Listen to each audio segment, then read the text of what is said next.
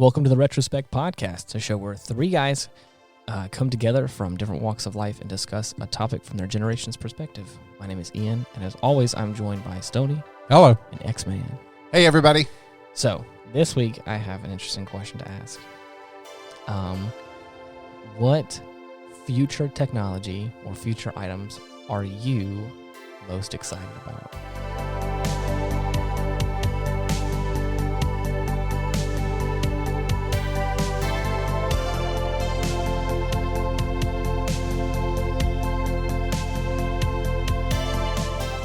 Oh, Okay. that's Wow. interesting. Is this like future like 5 minutes from now, or is this future like 15 years from now, or like If they're gonna have flying cars in 5 minutes, then yeah, sure. See, Because- when I was growing up, we were promised flying cars now. Right. We were supposed to have flying cars now. do we have flying cars now? Now we got they're working on some flying. I know we have floating drones. cars. You know? They're actually, I have seen, now again, it's not commercially available, but there is a car that has foldable wings and like a rudder that like will drive on the ground, and it has all the capabilities to then also take off in the air. It's actually really cool. Yeah. Now again, like I said, is that commercially available? Absolutely not.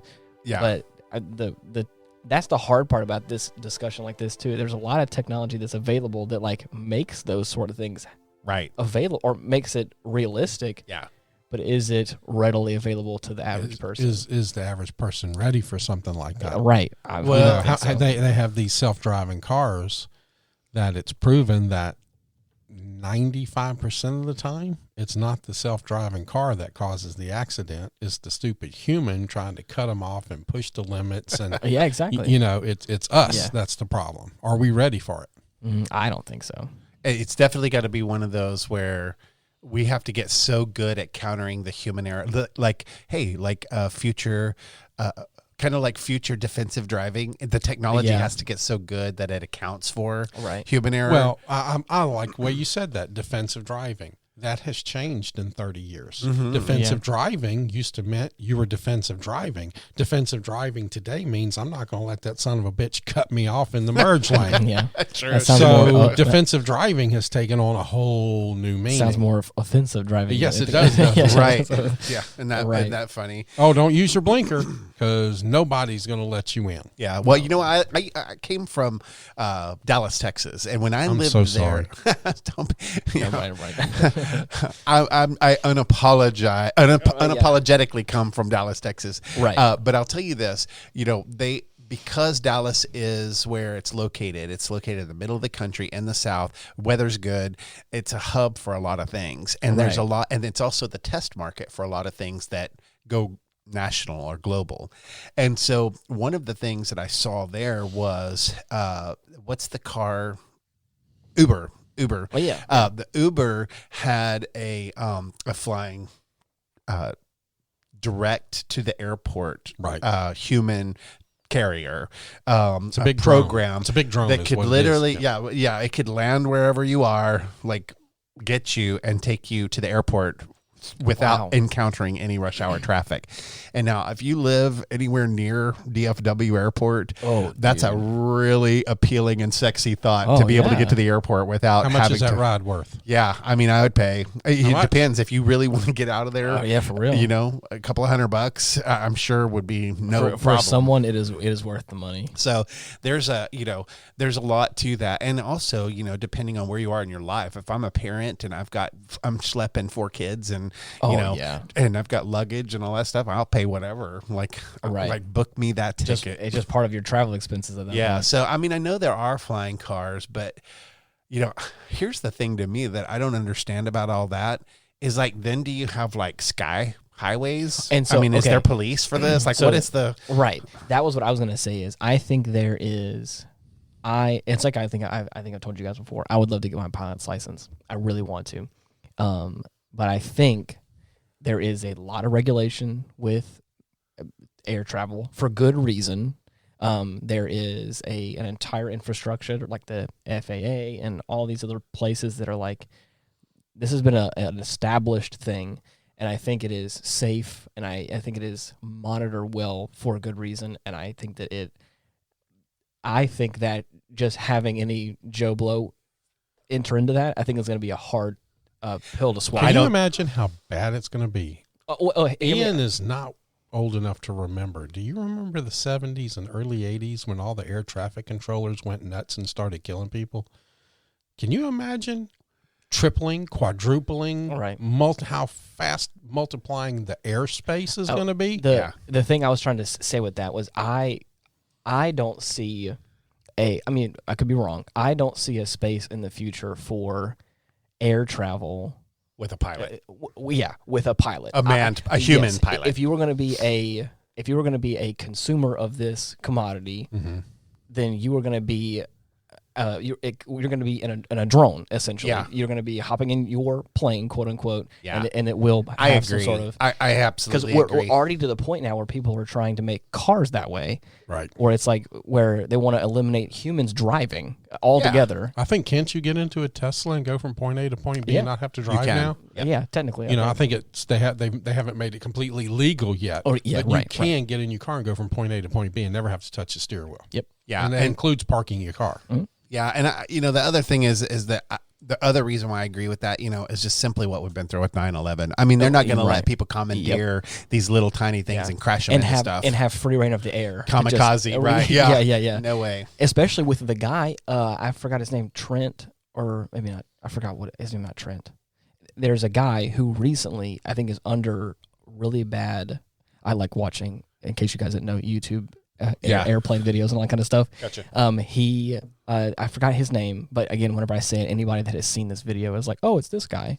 But he currently, supposedly, quote unquote, it's all, hypothetical, his engine went out, and instead of going for an emergency landing of some kind, it seems like he rigged something into needing to jump out, and he had a parachute involved, a lot of cameras involved, and he bails out of the plane and has it crash down in this canyon somewhere. And there's a lot of stuff going on right now that's saying, like a lot of professional pilots out there are saying, like, there's a lot of stuff going on that, like, is a little fishy. And again, you can watch the video and, like, you can see some people that say some stuff about it, but it's like they're thinking that he deliberately crashed the plane as, like, a stunt to, like, gain notoriety. Right, stuff. Exactly. And again, his big thing was, like, always wear a parachute, like, if you're going to be flying a plane or whatever. But again, there's a lot of stuff that comes under question. That's pretty fishy. Exactly. Right. And so it's like, it's one of those things where, like... Well, back in the biplane era... kind of had to. Well, yeah. Because your ass could get sucked out pretty quick. But the thing is, like, a lot of, from what people were saying, professionals are saying there's, like, the type of parachute he's wearing is, like, a skydiving parachute. It's not, like, an emergency parachute that, like, a plane like that would be equipped with. There's, like, a lot of stuff that, like, the cameras are placed just so he has a camera on, like, a pole or whatever he jumps out with. It's, like, there's a lot of stuff that... But it's what I'm saying. Very set up. So here's what I want our listeners to hear. Here's what I want our listeners to hear. This is the magic of this show, people. That you just heard within the same 1 minute conversation back in the biplane era, and then another one. The guy parachutes out with a selfie stick. Yeah, exactly. Right. Exactly. But the point that I'm making is that he's trying to. He made this YouTube video to prove a point, or so he says. But he did this stunt doing it. That it ended up not hurting anybody, but that doesn't mean that it couldn't have. But he also felt like he had the freedoms to do so. Yeah. And it's like that kind of stuff where it's like, if we let just that guy who has a pilot's license that went through all the training to do it, does that dumb stunt, just imagine Yeah, I'm excited about that kind of stuff, but I have to tell you, if we're going to go down Jetsons, I want that damn thing where you get on the conveyor belt and it gets your ass ready in the morning. I want that thing. It just dresses you. Brush my teeth, right. Have my little coffee and eggs pop out of the wall, and I want that contraption. Like that one was fantastic. Everybody's hair looked good. Oh yeah, dude. And that would dang sure make my school kids, elementary age school kids, it would solve a lot of my interactions with them early in the morning, because they don't wake up in very good moods. Oh, of course not. Kids in the morning? Nah, definitely not. I have a question to ask with that. What is a piece of technology, like a piece of modern technology that has, it may be simple or complex, but has kind of blown your mind? And recently, I'll start off. Mine was an air fryer. I had no idea what an air fryer was or how it works. but I had some like chicken and French fries from like an air fryer. And I was like, there's no way this was not made with like grease or oil or like fried normally. Yeah. And they're like, yeah, just you put it in there and it's hot air and it just has a way of doing things. And I was like, but excuse me, but how does it work though? And I think I watched some videos on it, so I think I understand now. But I was like, that is so. I never would have thought to make that or do that. How do you? Yeah. So mine is going to be. I definitely hear you on the air fryer thing, and I want one of those. By the way, I asked Santa for it, and I did not get it. Oh, bummer! And so, if anybody feels sorry for me and you want to send me an air fryer, does anybody listen to the podcast? You're the naughty one. That's wow, that's the nasty naughty one. I will own that, but I still want one, and I'm begging. Right, please. I want an air fryer, but I want to say this: like mine is hands down, without even a thought, the smartphone. I mean, it is just unbelievable what they do. And I love, didn't you say something about like last show, Stoney, about the smartphones, what the capacity of a smartphone's technology is? Thousands of times more capacity than what they put the man on the moon on with. See, I mean, and that to me, and that was these big tape things that took up whole floors. A whole room. No, I mean like a whole floor of a building. Yeah. Way past a room. I mean, it was huge. Yeah. There's two things that like have really like made my life a very happier life: my smartphone and the iCloud. Oh. Well, no, I'm talking about technology. If we're not talking about technology, my wife. I don't know. You know, some people have robot wives now. You know, it's legal to marry one now. It sounds kinky. No. Ian would probably be totally into that. I thought we agreed it was an alien. Close to an alien as you could get. You know? Wait, so what was the second one you said? Your smartphone and what else? Oh, the iCloud, the cloud. I just think the cloud is so much easier than having to transfer data to here and there and all that. But who has access to that? They do. I understand got that, access to but your like stuff. they don't already have access to you, boy. Like my wife, the other night, I'm seriously, we sat there and we talked about avocado toast. Oh gosh, please! No. And the next thing she gets is an advertisement from Noom with a piece of toast with avocados on it. There you go. And I mean, this happens nonstop. And I just want to hear you. I want you to hear this. You call me the bad millennial. You shit on me for being a bad millennial. He's over here, freaking X-Man, avocado toast. Come on. That's the most millennial thing. There are some things about your generation I embrace. Exactly. I like avocado toast. I'll admit it. And I no, thank you. I may need to go to, what do you call it? I may need to go to a meeting. Hello, my name is X-Man, and I like avocado toast. Avocados Anonymous. and I'll say you make a badass cup of hot coffee too. There, I appreciate it. But I definitely think those are my. How about you, Stoney? What's your like mind blowing technology fave? Not really. I mean, come on. I grew up people going on the moon. Ah, no, yeah. You know, I mean, technology. You know, I've been really there. You know. Yeah. I'm going to check Hottie Doctor's back the next time I see her, just to make sure she's not battery operated now. Oh, wow. since he came up with that. No, I some of the stuff that I kind of like, and I just think you see these YouTube videos with these people using these metal detectors. Oh yeah, and how far that technology has come to where it can pretty much tell you what it is. Really, and that's cool. I just think that's really neat. And I have a friend that does that in Florida. Yeah, he spends the fall time after the summer when everybody's down there and finds Rolexes, finds rings, finds necklaces, wallets. All kind of stuff just buried in the sand. Yeah. Dude. And to me, that's like, when I'm old enough to retire, I think that's what I want to do. I'm going to have the raft shoes, the white socks, the little brim hat, and just go around and, find stuff. I have one of those, actually. Rachel's mom left it, and it was so funny because I was going through like the stuff that she detected and everything. And so much of it was gone. I mean, we took it to the gold place and it was worth like $4,000. Wow. Yeah. And we were like freaked out because we couldn't believe how much that was worth. But I was pulling like some interesting stuff out of there that she found. If she's from California, so there was like one hitters and all kinds of like crazy stuff in there. But listen, that's a microcosm of another technology that amazes me. Do y'all ever watch Joshua Gates? What is it? Explorer. He's an explorer. He's a modern day explorer. He sounds very familiar. And anyway, he has two shows, Expedition X and an exploration show. And anyway, His show introduced me to technology that it works in a grid. You fly over an area, so they'll fly over like Mexico City on the and they'll fly over it, and the technology literally takes all of the hard and softscape off of the surface and tells you what it was before. So you can literally see if city walls were built there before, and all of a sudden they're discovering these whole like ruins and civilizations because they can take out all the trees, they can take out all the bushes, they can take out all the, all of the stuff that litters the, the landscape. They can like, remove it. They do that like digitally or something? And they can show you like if there's like structural stuff under, like once you take all of that stuff out, can you see lines that form the city wall and other stuff? And I mean,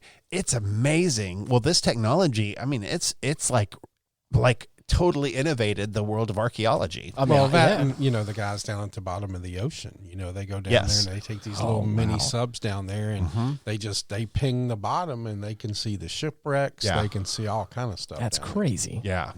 That's technology is remarkable. I mean, for sure. I believe I told you guys a story about this last week a little bit when we were kind of coming up with the idea was virtual reality. I had a friend of mine, John, that got the first commercially available Oculus Rift when it came out, and it required you to have like 2 or 3 cameras pointed at you, and you had to be wired up to a separate computer, like a full-size computer that could run it. It had to be pretty robust. So like you can imagine, there's so many things involved with it, and it was like $1,000. And then mine just came in today. Actually, I bought the new Oculus Quest 2. And for like $500, or again even less if you go with a smaller version, I don't have to have a computer. I don't have to have any cameras pointed at me. There's no wires. It's all wireless. That's unbelievable. And I can cast whatever I'm watching to the TV so everyone can see me do it. And it's like that was maybe 4 or 5 years ago. That's crazy. And I got it for almost half the price, and it's even better than what it was before. And it's like. And that's just one little bit. That's as amazing as like our computers being a chip in your phone now. Exactly. Right? I mean, that's amazing. Right, exactly. And again, the lenses are clearer, and you can see them better than what you could before, or what the quality is obviously increased. So it's cool to see this whole like. I bet in 20 years that's going to be like a contact lens, right? I mean, you're just going to pop it in. It's going to be just this thing. That's crazy. And I know there's other technologies like that have. Well, when you take that and match it up with some of the digitization of the games today, to where it's almost realistic. Yeah. Oh yeah. When you go into games like Skyrim and things like that, and you use VR, or I have a buddy of mine who was a pilot, and he had some health issues. Yeah, he had one of. I think he had the most hours in a Gulfstream that anybody in America at one time. And he had some lung issues, but he has a race car set up where they go out and they laser find these Grand Prix races wherever they do it, and then they put it on, and then those car, you have the like a little rumble seat. Yeah. Now what are you describing? VR car racing. VR car racing. It's actually like a really big thing right now is like Formula One driving and stuff like it, where you can replicate what it would be like almost, to some degree of like accuracy, what it's like to be in an F1 car, but have like in a virtual space where you're in like a seat with a real steering wheel and pedals, racing real people all over the world, rumbles around. That is so cool. And but you can, but again, like I said, now that's my kind of theme park. You don't have to wait in line. You can do it in air conditioning. Well, they had something like that when Hottie Doctor and I went to Vegas. And we didn't really research it, and we got kind of the crappy one. And then when we left there, we took like 40 steps away, and then there was the real one that we wanted to do. Wow. We're like, shit. Yeah. We should have went that here. one. Yeah, that's the one we wanted. Right. So we said if we ever go back, we're going to find the second one and go do that. But it's really, really cool. Supposedly the simulators are getting like good enough now that like actual professional Formula One drivers will like practice in that. Because again, you don't have to require fuel. If you crash, you don't break anything, whatever. Yeah. I mean, obviously they will actually get, I think, track time as well. But from what I've been told, like they can like hit like sit in here and like it gives you the sense of what it would really feel like. And but again, it's obviously like really expensive, but like, you know, Yeah. for me, like whenever I played virtual reality with my friends John stuff, I used to always love flight simulators. I used to love just like being in there and like that's really cool. going with my checklist and like getting the plane up and running and just like taking off. Because what's crazy is that used to be like a huge contraption that you had to get into, but now you can just slip on some glasses, like some goggles and be there. But on the kind of other end of the entertainment spectrum of technology is, I'm never cease to be amazed at the medical technology now. Like unbelievable what they're doing, growing organs. And I just read last week they like transplanted a pig's heart into a guy. Mm-hmm. Yeah. And he's like totally doing great, I know. And so, I mean, just that crazy stuff has come so far, but for all of these great things that are you can have surgery now and never have a surgeon touch you. Yeah. Oh yeah, dude. Yeah. It's all done by robot now. Yeah, that's crazy. I know that when I had my gallbladder removed, it was just like tiny little 4 little tiny, you couldn't even see them after the surgery hardly, but they put in 4 things and just cut that thing up and pulled it out, sucked it out. And that's crazy. Having the brain tumor now, I'm sitting here, okay, I know there's a 50-50 shot that I'm going to have surgery. Right. Do I want a surgeon to do it or do I want a robot to do it? Because my fat ass's luck, as soon as I say robot, oh no, Skynet's going to pop out. The Terminator's going to drill into your skull. Oh man, that's going to be my luck. Survive everything I've survived in life for Skynet to pop out. Right. They're going into my head. I had a friend probably half a year or a year ago. You had a friend for half a year? Yeah, it was actually really crazy. I'm waiting for the follow up for that one. No, like I said, it was about a half a year ago or so. He had really bad kidney stones, and they were able to like put something on his lower back and like blast him with some sort of sound wave or something. Yeah, and like broke up the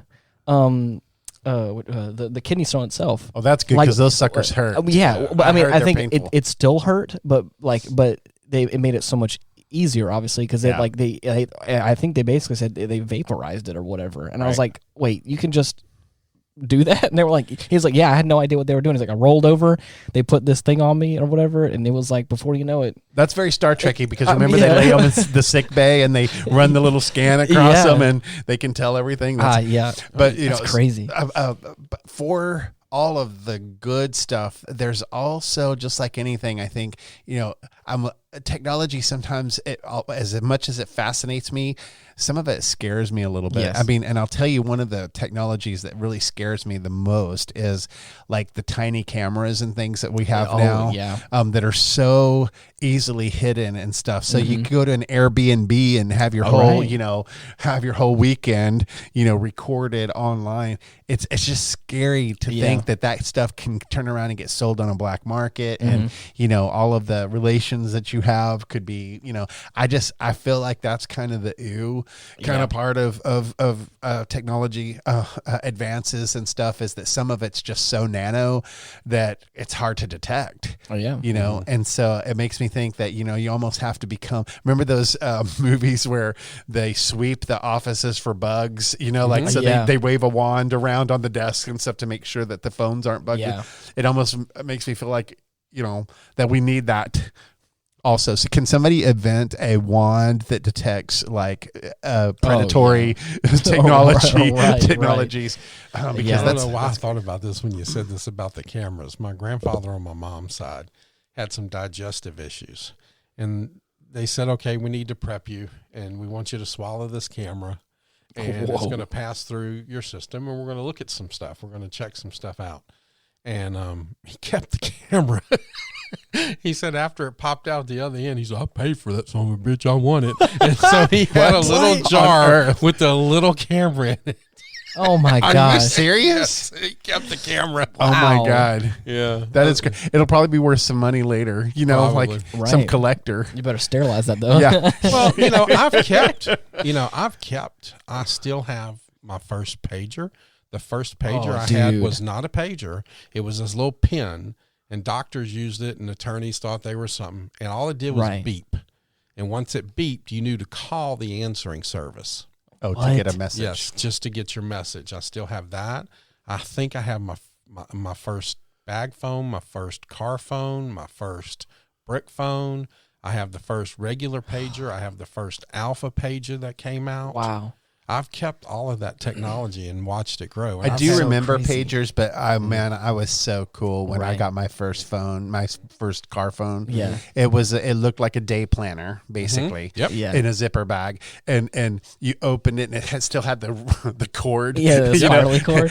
But I was so like Don Johnson, Miami Vice. I had my little cotton jacket, with the windows Oh, rolled yeah. down on my phone, and I thought I was just so cool. $2.35 a minute later. Yeah, exactly. I know. I get your first, $400 phone bill, and that shuts your program down And real then, fast. and then when your phones came out, you had to wait till 9 o'clock to call somebody. 'Cause Yeah. the rates Even went down. I was in the I do remember that. I was in the advent of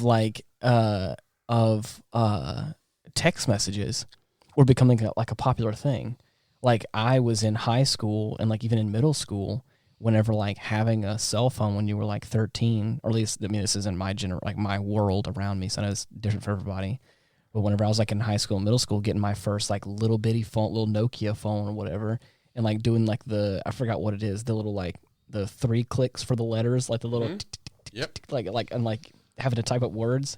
I remember like being interested in a girl and like she had text messages, like unlimited text messages, but I didn't or whatever. But I would still every now and then like would try and text her to be cool or whatever. And my dad got mad because he was like, "I'm not paying extra for your text messages or whatever." And then remember when We had when unlimited companies- minutes, but we didn't have unlimited text Yeah, messages. right. Companies so- got smart, and you had to wait till 9 o'clock. And after 9 o'clock, it went down to almost nothing. But then companies said, "You know what we'll do next?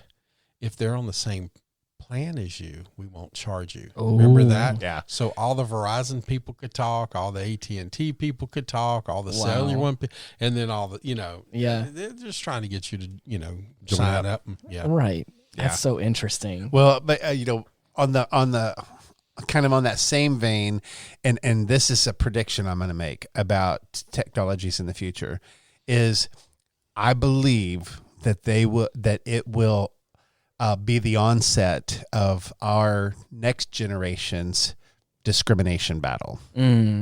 I think technology is going to get to the point where, you walk through a threshold at your office and it scans you, and if it detects a tumor or cancer, it immediately reports that to your insurance company and they drop you.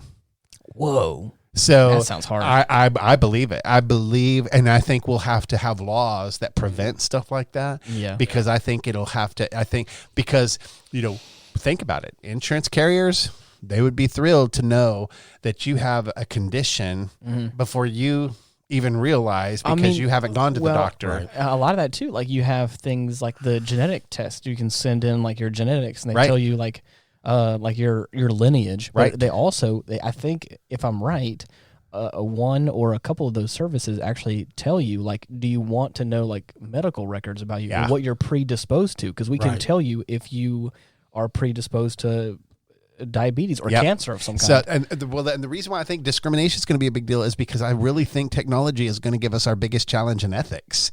Oh, you yeah. know, like what about like you want to go to the doctor and order your custom baby? Oh, that's scary. I'm not It's kidding. possible. I know you're not kidding. I'm not When kidding. you start talking about cloning, and We can give you gene blonde hair, splicing blue and- eyes. We can give you, I mean, that's a little scary. How do you- Or how do they you detect dis- your pregnancy and think, I'm sorry, but your child is going to have brown eyes and Wow. red hair, and you Or probably how about like the Chinese? Well, then- you're going to have a girl. Oop, gone.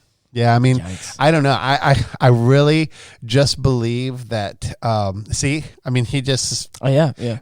see how easy it would be for that to become course, discriminatory. Like it can be Yeah. a whole thing. It can be a whole thing. It's also hard to like to discriminate. I think it would become. Sorry, I'm stumbling. It would become harder to discriminate against somebody if you were like fabricated. You know what I mean? It's like it's hard to say like, oh, my mom is from this place and my dad is from this ethnicity of some kind And or you're whatever. from a test tube. And exactly, it's like, and you are technically neither of that because you are not. You were genetically modified, and you're not really like a. I mean, I'm not. It sounds harsh when I say it like that, but it's at the same time, it's like, oh, I'm their children, but I'm also like not really of that. California, there was an article in California I read actually today. Hottie Doctor and I were talking about it, where California, there's people there. It's not widespread, right, that want to outlaw parenthood. Excuse me? You can't raise your own kids because certain parents shouldn't be able to give their kids certain advantages over other kids. So think about that. We're in the very basics of what you just said, X-Man. They're thinking about it. They're already thinking about it. What can I do to either up my kid or stop someone else from upping their kid over mine? Wow. That's hard. We're not really that far from it. Yeah. People are thinking about that kind of stuff. Yeah. I think back to your point about, China, using that in a communistic government system, a system of government, those kinds of things I think culturally do play out. I mean, I don't think all Chinese people have that this is an issue for all Chinese people. I just think that, on the mainland where the government is I think it's actually more like the government of China is doing this kind of stuff.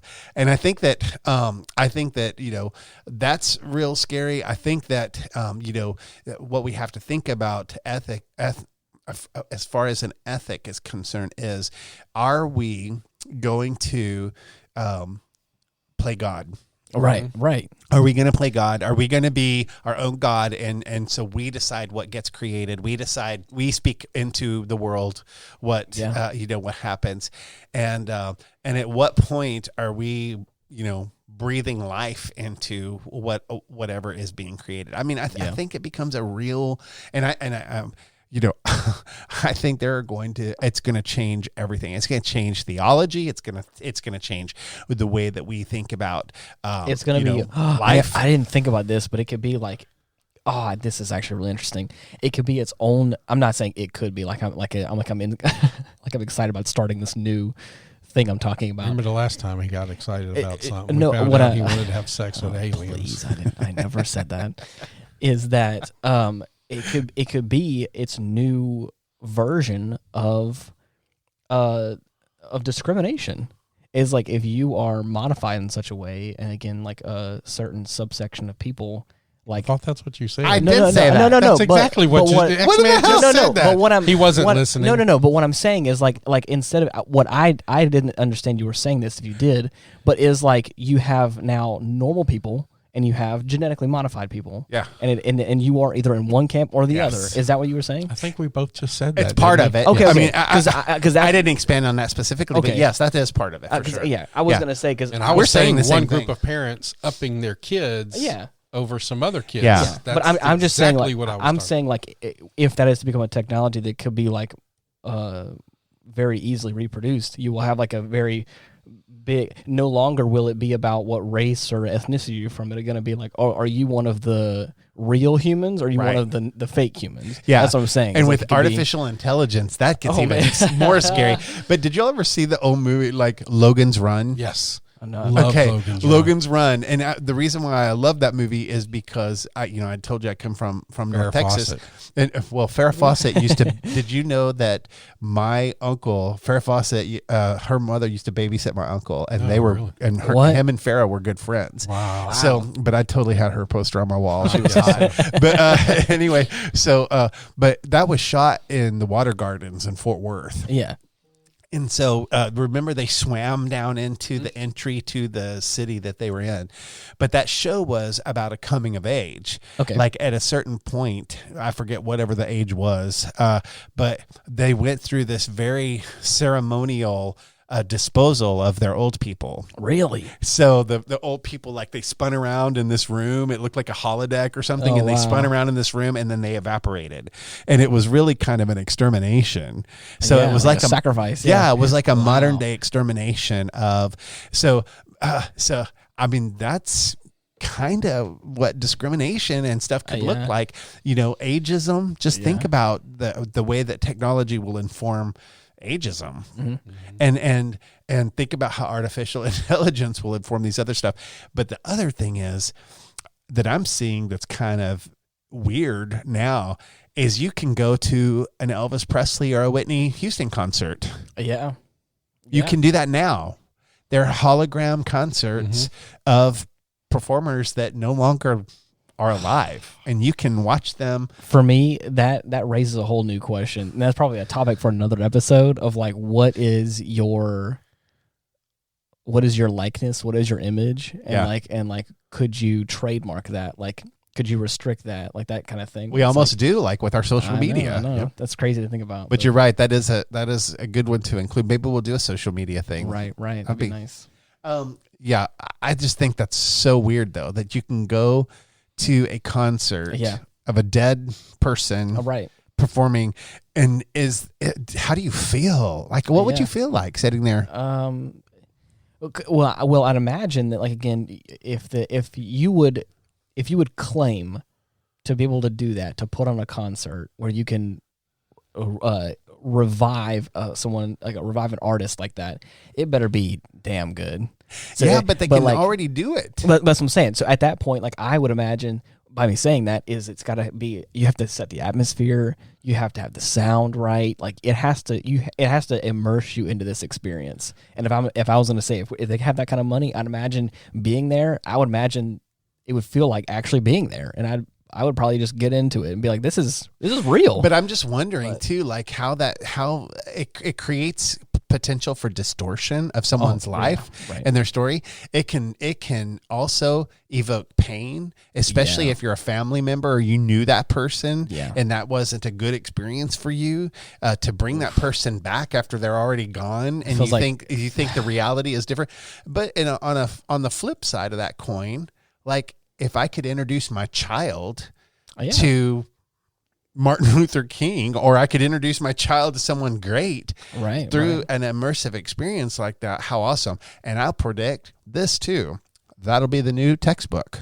My kid will sit in a room and they'll watch Martin Luther King talk to him, give his speech. Wow. In the environment he was in when he gave it, in the context. That's so crazy. they'll holodeck this thing, and that classroom will be a living back space. In the mid-'80s, I started writing a book. And I had a friend who, it was the early stages of when they were realizing what Alzheimer's was.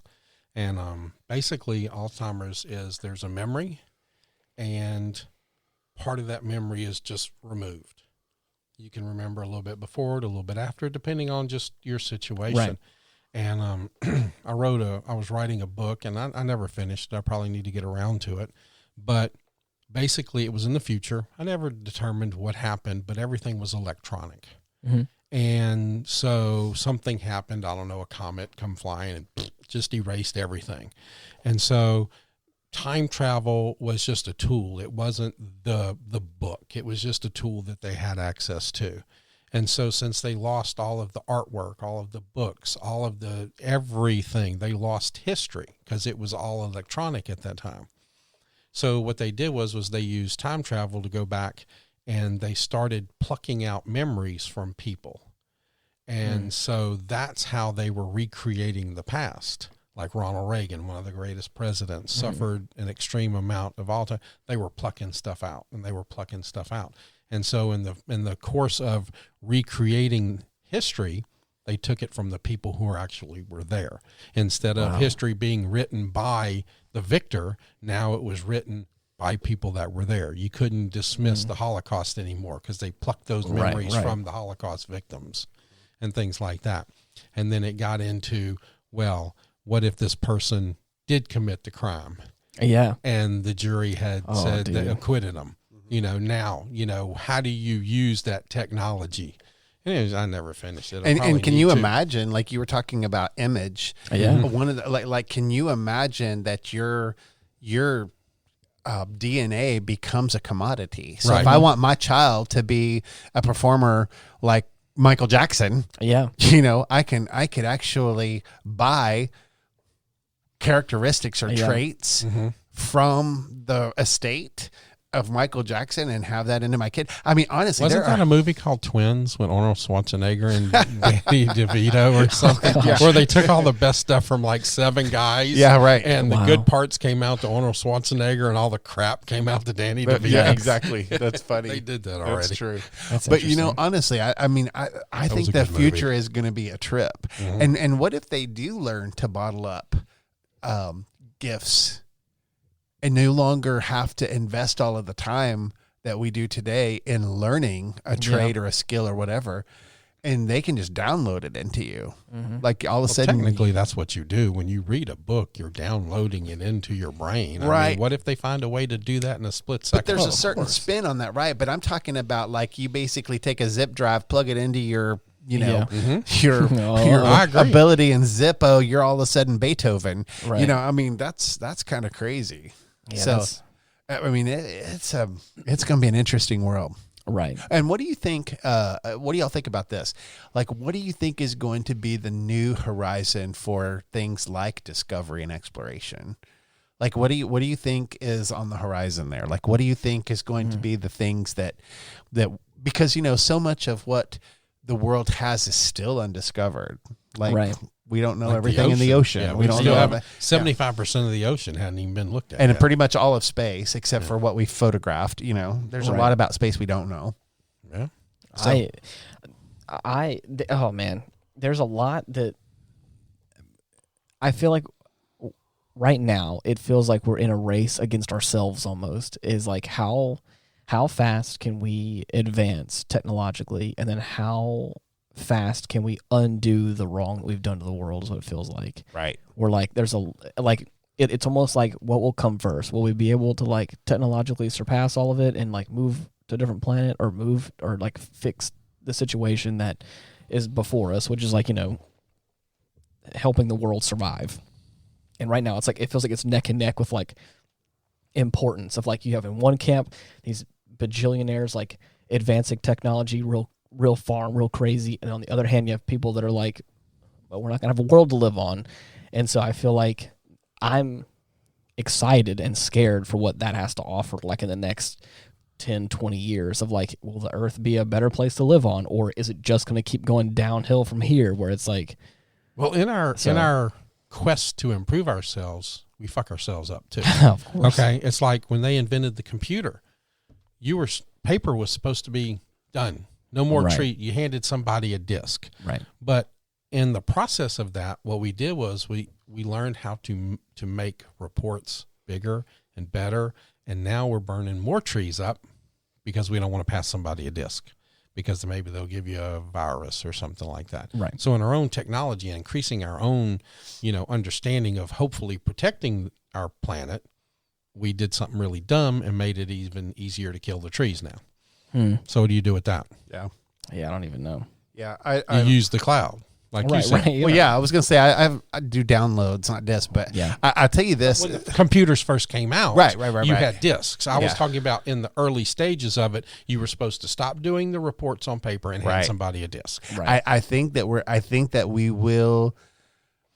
here's what I think. I think artificial intelligence is going to get so good that I think that we're going to have options, a lot of options that we've never even considered. Right. Like I honestly think that you could use AI to generate a mock civilization and run that out on 20 different planets to determine which one might be the best for a mass exodus in the event of catastrophic world devastation. Wow. So I honestly think that our AI will be so good that we can literally go out there and run our scenarios of total apocalyptic, devastation of this planet to determine which planets that we want to send. Fun fact, there's people that think that's happening here on Earth right now. Well, it probably is, and we just don't know it. I mean, there's so much stuff that we don't know. And I'll tell you, and that's the other part of the underbelly stuff. Like my sister works for Kronos, and they've been in the media a lot this month because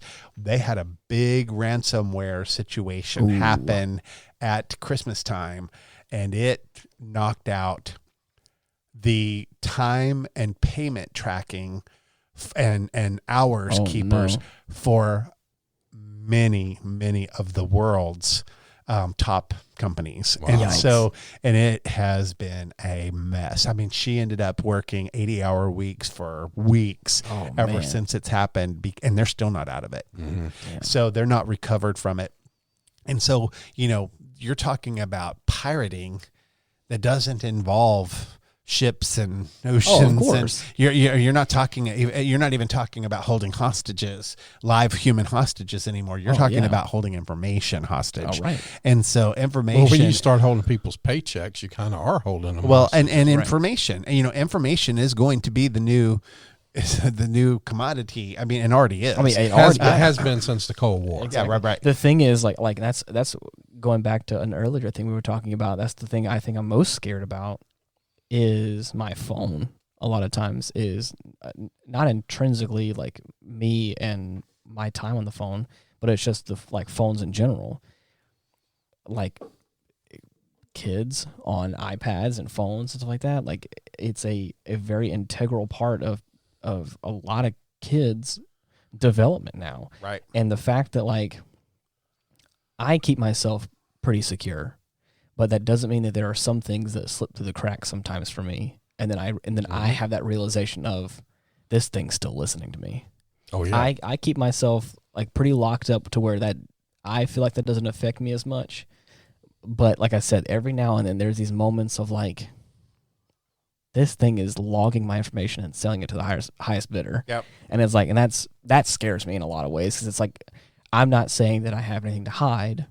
I'm not saying that there's anything that's that I have that does slip through the cracks that is confidential, but it just goes to show that like it's just I feel like I'm one step away from like you're already totally infiltrated. Yeah, let me just tell you that. Here's the crazy thing. You actively try to protect yourself. right. These dumb people on social media will show us a picture of you 25 years ago. All you're doing is helping them with the facial recognition. Mm-hmm. This is Big Brother shit. Oh, what's your favorite color? Where were you born?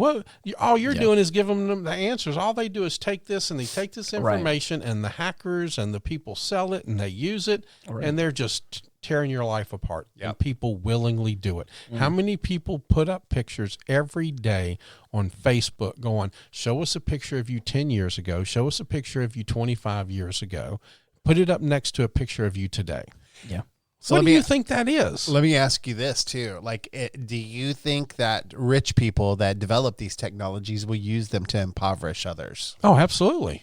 Yes. As a way of controlling them. Yeah. I don't think, I mean, I'm not going to say everybody, but maybe not intentionally. I think that's one of those situations where it will come out that they're doing it, but it's like, oh, but that was never the intention of it. I was never intending to impoverish people that, lesser than my status. But at the same time, will they ever do anything to probably change it? Probably. I mean, as long as they're making money off of it, probably not. So is there any scenario in your mind, especially you've seen the most technology, Stoney, out of all of us, development. And so is there any scenario that you can play out in your mind that this doesn't end in total annihilation of the human race? No, I think that's where we're going. I absolutely think it's where we're going because we're too stupid to realize how smart we are. We could fix it. Okay. Yeah. And I'm a capitalist. I believe people making money, but until you cure greed, we're never going to cure anything. We're never going to fix anything. When you realize that, the leaders, our supposed leaders in our government, how much have they increased their wealth in the pandemic? Have you increased your wealth, X-Man, during the pandemic? Have you increased yours? No, I've done the same thing. Because I did. I did too. I was going to say I abstained from answering the question. No, did you get wealthy? I mean, okay, then you have not increased your wealth. Have you gotten a paycheck every week? Yes, because we are all, what do they call them, employees? Paycheck to paycheck. Yeah, essential employees during the pandemic. So we got our paychecks. Yeah. I'm not talking about did we get paid. Yeah. Did you get rich? Well, no, I didn't get rich. So we have not increased what we have done to a fact that where we could just quit working and do the podcast. Right. Okay. But there are people that take advantage of these situations and do that. When you look at and you take a list of the congressmen and you take a list of the top 10 stocks that they own, Pfizer and Moderna are 5 and 6. Right. Yeah. Okay. They have increased their wealth on impoverishing us. Yeah. So what I hear you saying then is like, I need to go buy rations and water and move into the mountainside, or at least get a mountainside something or rather a hole to crawl into, because there's probably this ends in a totally devastating way. Yeah. Probably not in our time, but I would say Ian's children's time. But things, I mean, you've seen, I mean, I don't know what your earliest memories are of. Like, what is the earliest technology that you can remember? I came from a time personally. Did TVs come out? Yeah, TVs were out. So that's one. Were VCRs already? No.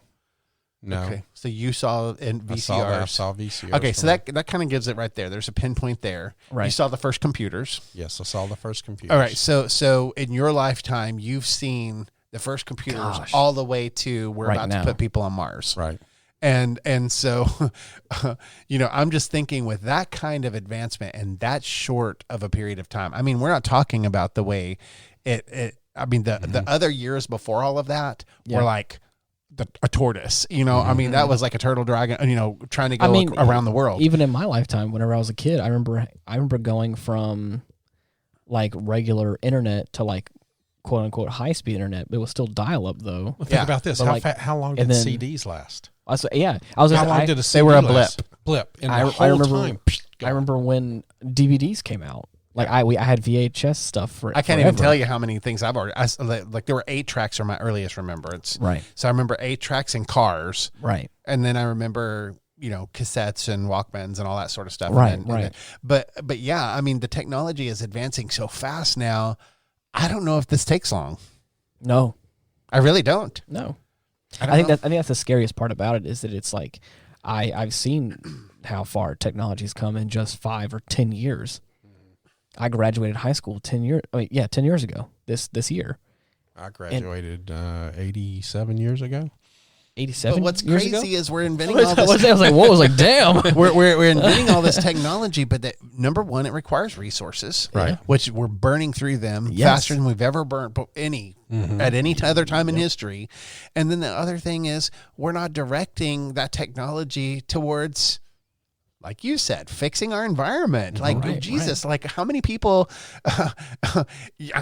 why can't you get folks to do good with this stuff instead of making stuff that's... Well, because we're lazy and we're complacent. No, it's because they're greedy. No, it's because they're I'm greedy. talking about us. How hard would it be to take the plastic and put it in a recycle container? All right, I understand. It's just that simple. But how many of them end in the ocean? Sorry, but I'm talking about this. I'm tired of watching commercials that tell me if you take my pill, it's gonna not your cancer's gonna get better, but I'm gonna cause you to vomit and have diarrhea and have this and that and other. It's gonna cause 6 other problems, but you won't create a technology that will go clean the trash up out of the water. Okay, just to prove a point, I did some research recently about, especially like around here, and then also like in United States as a whole. I have actively, ever since I moved back here, have actively tried to do more recycling and try to do more like all that kind of stuff. You can recycle plastic bottles, but they will not recycle them because it's too expensive to. So they were saying go to aluminum cans. So from here on out, I've usually tried to do aluminum cans for everything, or glass bottles a lot of times. But like it's like you're saying, I think the real problem is people can't see past themselves or can't see past the money and the right now. I think a lot of people can see in the future, but they see it through the lens of like how am I going to thrive? How am I going to better my business or better this kind of situation, and they're not really seeing it from like a. I guarantee you, catastrophic if we make people, if we back this idea of targeting technology to do the things that are important to the preservation of and the stewardship of our earth, right? If we don't do that, and force technology experts to target their inventions towards that end, I do think it ends up in annihilation. You're right. And I also think that it's all futile because there's not be anything. Yeah. And that's so again, but the hard part now is like getting people in power that have the money, that have the ability to do that, and then getting them to not make money, but to spend more money right now to put themselves at a deficit to fix the planet, to then for the promise of one day potentially making it big whenever the Earth's not going to hell. And that's the hard part, is I don't think anybody will do that. The world better get kinder. That's all I got to say. It better get kinder, and it better figure it out fast, because if we don't start loving each other and this planet enough to force the greedy people in this world to target their resources towards fixes for our real problems, we're going to be in a whole hell of a lot of problems. Right. And that, to me, is the most important technology advancements that we could make going forward, is helping us to dig out of this self-destruct mode that we've put ourselves in. Right. Because I agree. I mean, I don't see how we sustain a quality human experience on this planet. Well, China tried that. Where do you think COVID-19 came from? Uh-oh. They said, let's get rid of all our old people, and you know, our country will be better. So that's where COVID-19 came from. That's a technology based to destroy the elderly and unhealthy population, and you know, stop a drain on society. I will say this, regardless of the source of COVID-19, you know, it is an example of how we work against ourselves. It is an example of, you know, something not being right, in that this is kind of a self-made issue, a self-made problem. But I don't think COVID-19 is the worst of it. I don't. I think this was easy. This was an easy one. This is not zombie apocalypse on hard. Right. Let's just try this on easy and see what we can do, and how much we can take away from people, and how much we can control them, so that when we're planning something further down the road, we know how far we can go. Scary, because this place is ready to blow right now. But I'll tell you this, you know, I really do look forward to technologies that do humanity good. Yeah. And so I've been very fortunate in my lifetime to see things like AIDS, you know, be essentially cured. I mean, you know, people don't die of that anymore. That's not an immediate death sentence on you. If that's what things like, you know, cancer, man, they've had a cure for cancer since the 50s, and there's no profit in it. Yeah. There's no profit in a healthy patient. It's never going to happen. That's why do you think the big pharma is so against just, you know, cannabis and hemp and all of this stuff? It does too much to help people that they can't make money off of. You know, I mean, think of the allergy companies who do not promote, you know, local honey. They say if you take 1 tablespoon of local honey, it destroys your allergies. Local honey, not honey from China where they mix it with some other shit. But if you go to your local beekeeper and just eat some honey, it helps you. But there's no money in that. Stoney, you got like a